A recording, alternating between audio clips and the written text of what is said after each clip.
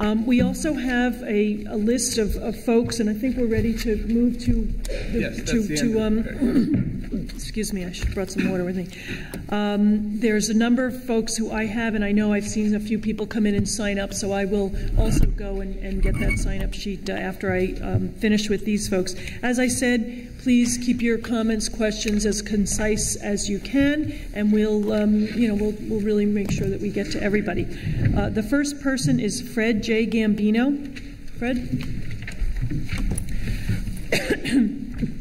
You sure you want? Thank you very much. Good evening, Madam Supervisor, Honorable Councilman, fellow citizens.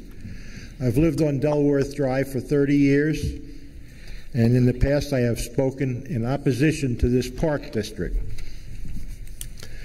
And it seems to me that there are about 40 families that are interested in this park district, and they are doing their level best to convince the government to reach into the pockets of 600+ families to pay for the project that they want to have. And I liken that to the tyranny of the minority. They're trying to force things to happen to a lot more people that are major.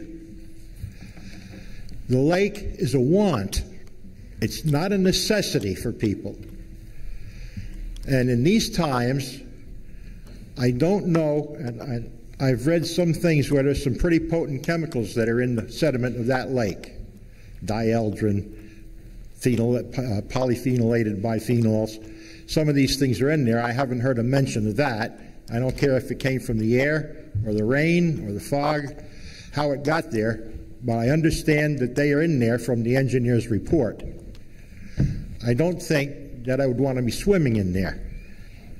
I also don't understand how you clean part of a lake or half a lake.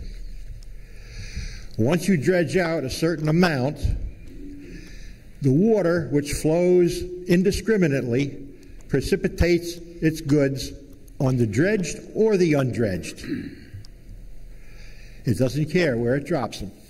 Now, the other thing is that the enriched land with the or mud with the contaminants will leach out into the other water where there aren't any contaminants, and they will recontaminate it. So in my opinion, you got to clean the whole lake.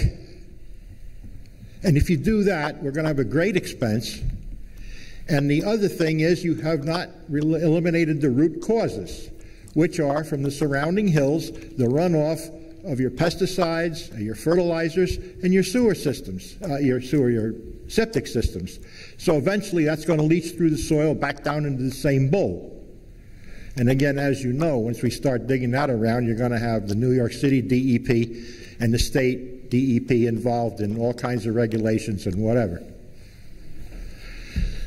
And I think, despite all of these wonderful numbers that come out, I don't think, as I said to you one time before, I have yet in my life to see a government project come in at or below costs. It's usually been more. So I don't appreciate that a few people are trying to force a whole lot of people to pay for something that is not in need, especially in these tough financial times, and they are tough. People are still losing their jobs. Some live in Shenorock. We've got senior citizens and we've got retired citizens that are trying to keep their homes together, and they live in Shenorock. We've got small businessmen living in Shenorock and trying to run a business, and some of them are struggling. And the financial times are tough. The town and school taxes continually creep upward, and the county is claiming to be broke. The county executive says no new taxes, yet as we speak, the Board of Legislators is taking him to court to try to get more money put back where he took it away. So we have no assurance that they won't overturn him at some time in the future and give us more taxes anyway. The state is claiming to be broke. They recently passed a much belated budget with more taxes for us. Now, these are all these additional taxes, and at the end of the year, the Bush tax cuts are going to